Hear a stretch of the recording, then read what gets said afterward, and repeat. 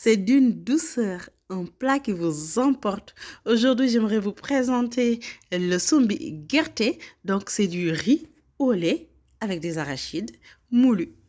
tey nag dama leen doon présenter recette sombi gerte donc recette bi nga xamante ni la sombi la bu ñu def ak gerte noflaay aywa leen donc après générique bi ma détaillé leen ko.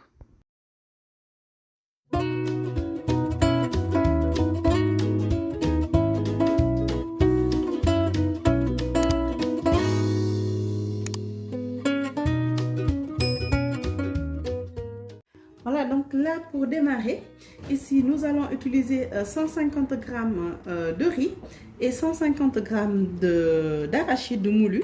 Donc on l'appelle en wolof noflaay. Donc là pour tambali, damay am même quantité bi ngeen di jël ci ceeb moom ngeen di jël ci noflaay. Donc fii nii 150 g ceeb la 150 g noflaay. Si vous voulez augmenter aussi, vous le faites proportionnellement les deux quantités. Voilà.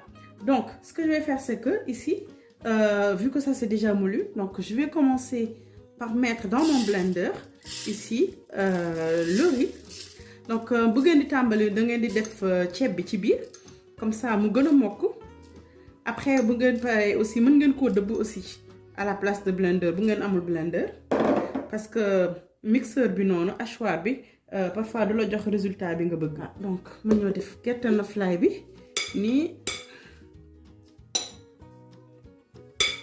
Donc toujours même quantité bi. Donc là je mets l'arachide moulu, voilà comme ça. Recette bu yomba yomb la. Voilà donc ba pare gaaw na noppale te neex aussi. Donc là ma passe ko ci blender bi.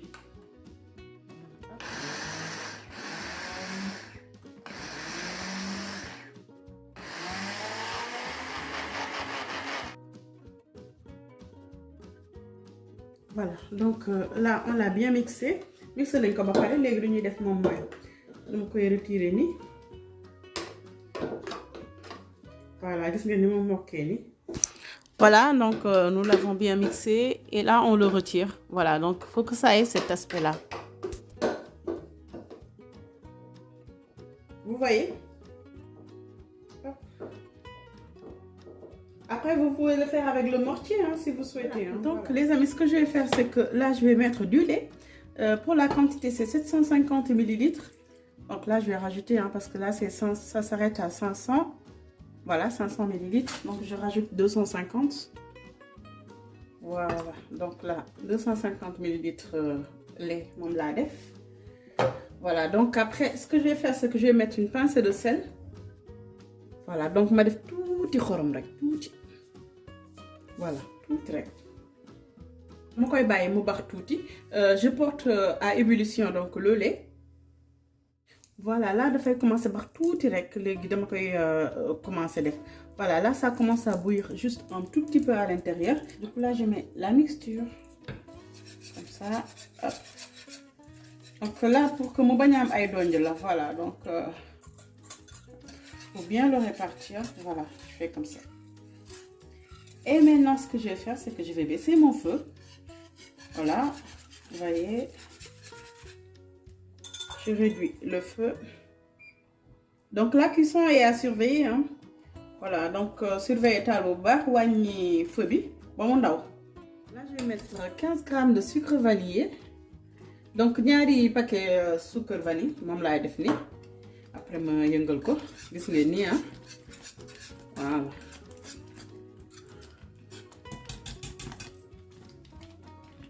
Je vais mettre 400 g de lait concentré non sucré.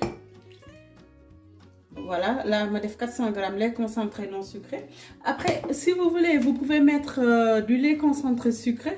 Mais après, il faudra jouer sur le sucre. Donc, il ne faudra pas mettre de sucre ou bien vous goûtez, vous ajustez selon vos goûts. Voilà, donc après, vous pouvez def lait concentré sucré bi, mais bu ngeen ko defee ba pare bala ngeen di sucre da ngeen di ñam ba pare xool ba xam goût bi doy na leen bala ngeen di sottiwaat dara.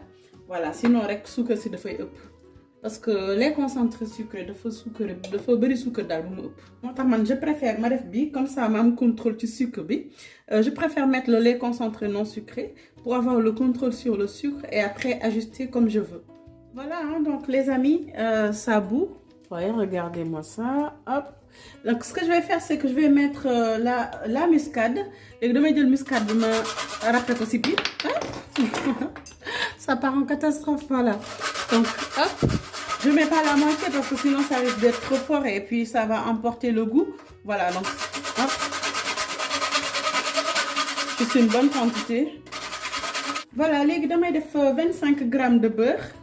Je vais faire beurre, donc 25 grammes, comme ça. Ensuite, je vais faire sucre, 40 grammes de sucre. Voilà. Et là, je vais faire. Je vais faire une cuisson lente. Voilà, donc 35 minutes, hein, voire 40 minutes de cuisson. Mais on va faire donc 30 à 45 minutes de cuisson. Donc à feu très doux. Voilà, on surveille bien. Et puis on remue au fur et à mesure. Hein. Voilà.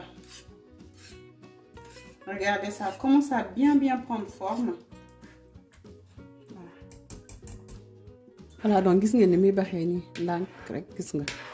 Hop, ngeen wàññi taal bi ba mu ndaw.